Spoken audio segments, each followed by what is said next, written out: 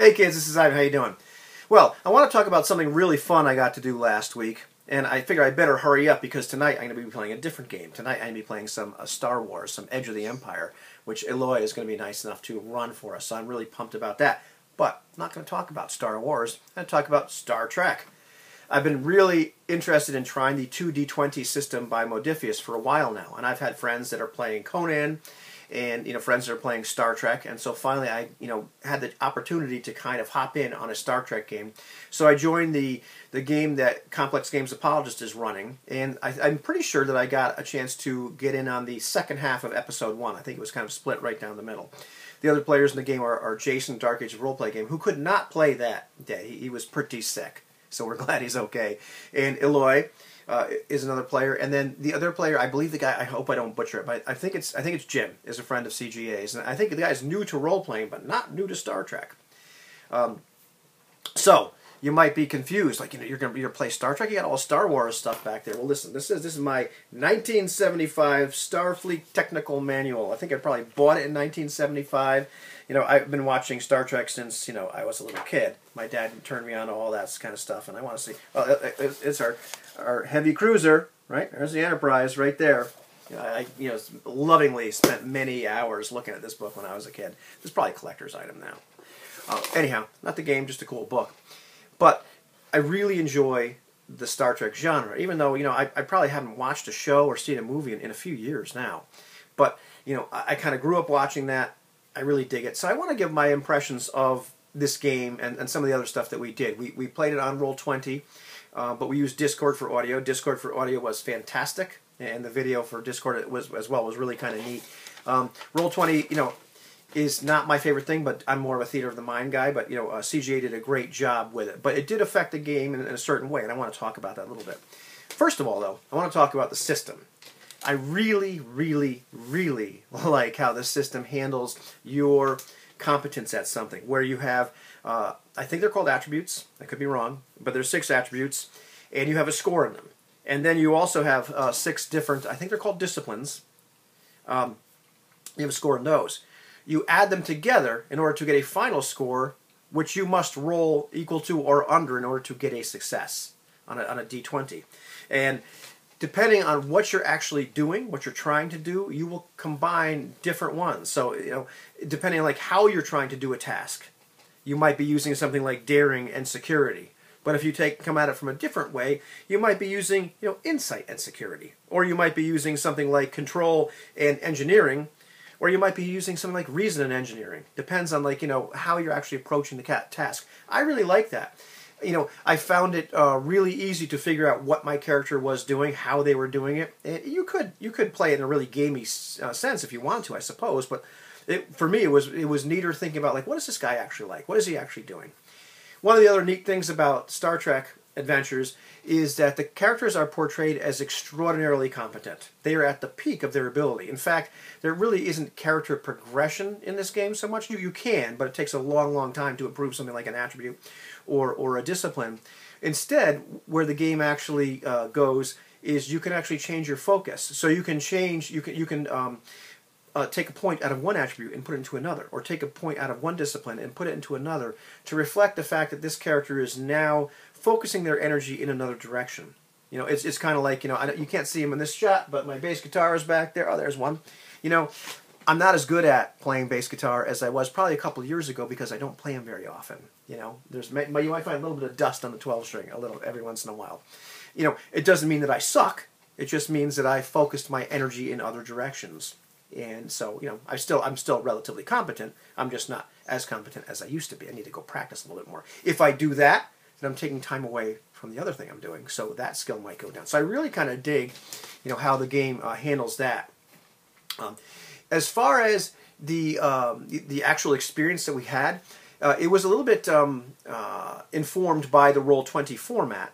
But the game itself, it's really interesting because it uses a scene-based economy. In other words, the scenes are actually structured, and scenes mean something. It's not just like now we're going to be in the bridge, or now we're going to beam down to the planet.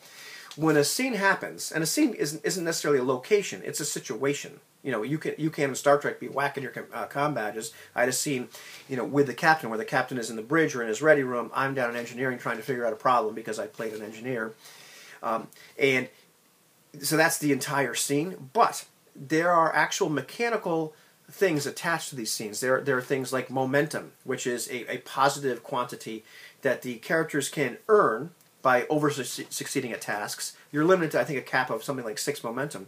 But there's also another quantity called threat.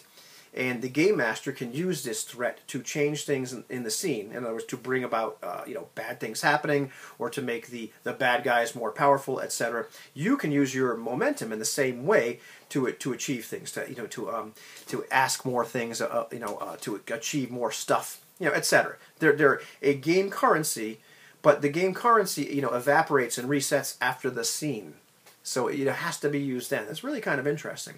It's also interesting that in order for the game master to get threat, one of the things you have to do is you have to give it to him. You can, when you choose to buy bonus dice, you can buy them with momentum, but you can also buy them with threat.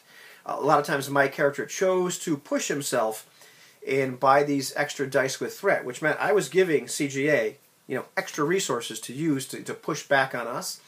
But it made sense to me because my character was a bit reckless. That's kind of how I created him, was to be somebody that was very overconfident, that was very competent, but overconfident, and would tend to take some shortcuts. So, one of his values was that rules are meant to be bent.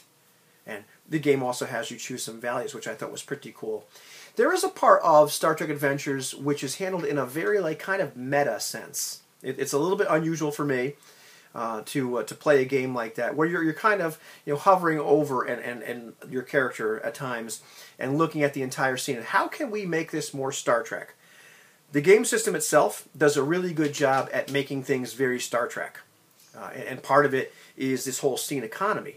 And the reason behind that, and as things like threat build up, there's more tension. The game master has more stuff to use. Part of, to me, how it kind of enforces the Star Trek feel is Star Trek is a weird animal. Star Trek is a genre which is brought to us by a television show, and there are things about television shows and how to create a television show. Things I don't really know, but the idea is there are scenes, there's a build-up to something really dramatic. You think of your classic Star Trek episode. It's kind of a formula. It's a formula that works really well. So in a way, the game itself, I said it was kind of like a TV show emulator, and Jason corrected me. It's really a genre emulator. We're emulating the genre of Star Trek through this game, and part of how this game works helps you to emulate the Star Trek feel, right down to it being kind of like an episode of television with a beginning and an end and some structured scenes. But it's really, this genre that you're emulating is still informed by the fact that it's a TV show, and it has this kind of formula. It's really kind of interesting. It's a game that I enjoyed so far playing. We're going to be playing hopefully every 2 weeks for a little while, which will be great. It's a game that at first glance I think I would enjoy a lot more as a player, right now I am a player, than a game master. There's something, I don't think I'd want as much responsibility, because the game has a lot of moving parts. It's not an overly complex game, I don't mean it that way, and if you've watched my channel enough, you know that I've kind of softened my approach, I've moved down to rules medium being okay. There are some moving parts. There is a bit of the game which is kind of constraining because of this threat. You can't do certain things as a game master unless there's enough threat on the table. You can create traits and whatnot in the scenes. I don't want to give you all the mechanics of the game because this would be a ridiculously long video. But also, a lot of things that the players do can also build up your threat pool, and in which case you're free to dump it on them and have the unthinkable happen. All that kind of stuff. Have the Romulans come in, have the Borg come in, have something misfortunate happen. All that kind of stuff. But there are some constraints. There are some rules to being a game master. So it's not quite as free-form as I'm normally used to. It's not a bad thing because it helps you to create that particular feel. I found that in Roll20, there was it's more difficult to create some scenes, and I mean like visual aids and the whole 9 yards, but CGA was really, really good at that. He's put some preparation in, and he was, but my point was that may create some harder frames around the scenes than I necessarily would like. We had some discussions after that session about where do we want to go with the game, and the idea that perhaps we want to have some of our scenes, logically extend from the actions of the players. Like, what do the players want to do? We want to go to the ready room. We want to beam down the planet. No, we don't want to beam down the planet. We want to go on the space station or whatever the heck it is. And so we're going to try that a little bit more, have some a little bit more. Our actions dictate, where the scene is going to be, and then CGA creates the scene, which would be great. But he was actually able to, at one point, completely flip what his plan was, because at some point he was going to have me undertake this extended engineering task, and instead my character is also built to be rather good at the helm, and once again a bit of a show off. I decided I wanted to tackle this difficulty that we had by flying the ship through this whole area of the stellar anomaly, or the usual subspace anomaly BS that Star Trek has. And he was able to completely change what the task was going to be, etc. On the fly. Even down to changing the little visuals on the screen. So that's great. So it's funny too. One of the things, speaking of all the little Star Trek BS, is I need to brush up on my Treknobabble. I've watched a lot of that show, but part of what makes this game a lot of fun is as you're solving problems, as the players are presented with some kind of situation, they're encouraged to kind of use as much Treknobabble as possible to come up with these creative solutions, or how are we going to tackle this particular problem. That's a lot of stuff that you've seen in the television show and whatnot. I need to go back and relearn some of my isolinear this and chronoton particle that and all that sort of junk, because that really helps the game. The game also has some really cool ways of handling tasks. They're just the usual simple tasks and checks and whatnot. But it also talks an awful lot about extended tasks, and it probably has one of the coolest and most complicated, not complicated, but has a lot of parts in an extended task system, where in other words it may take you more than one role to do what you're trying to do. And we've had a lot of discussion in groups outside, after playing the game, and we're talking to other people that are playing it, of how best to narrate those extended tasks. When you've had a certain number of breakthroughs, you're not quite done with the task. Well, what does that actually represent? What did we solve some problem? With the engineering, did we isolate some kind of deuterium flow to the warp core? And we were talking about some of the ideas that it's cool to have the players sort of narrate, what part of they're working on. Once again, bring some of the Treknobabble stuff in. But it has a really, kind of intriguing way of handling stuff like that, which I'm still just kind of wrapping my head around. One of the criticisms overall of the book, and then full disclosure or disclaimer, I heard other people say this already, but I found as I was trying to find stuff in the book and trying to find all the information, it could be all over the place. And sometimes you had to go 3 different places to find all the nuances of how to handle an extended task. The editing could have been a little bit better. The other thing that I found a little bit unnerving is, I was reading the Game Master section just to kind of, once again, I was looking for the other places that some of this stuff might be hidden that might be useful for me as a player.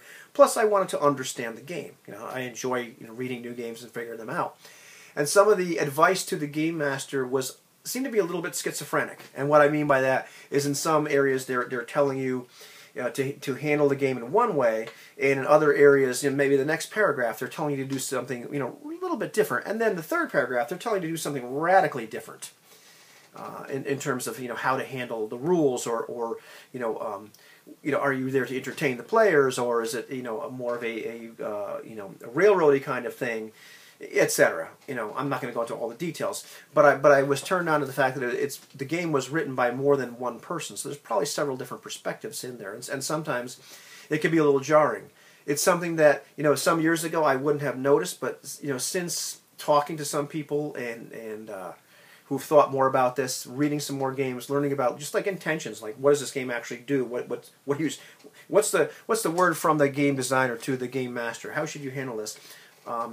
When it's a little bit more all over the place, I'm a little more sensitive to that now. But overall, at the end of the day, I really like this game. I'm really looking forward to playing again. It's got some more moving parts than I'm used to, but I really like Star Trek, and it seems to do a really cool job of emulating a Star Trek show.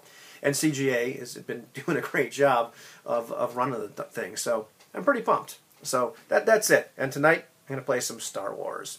So wish me luck.